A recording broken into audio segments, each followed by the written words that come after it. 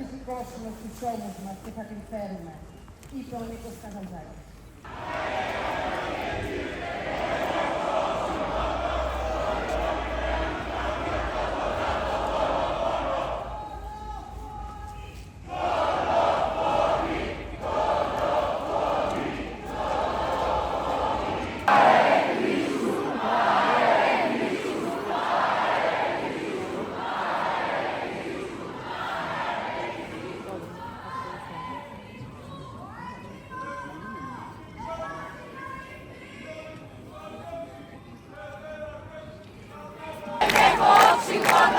Αυτό είναι που κάνει το κράτος δολοφόνο.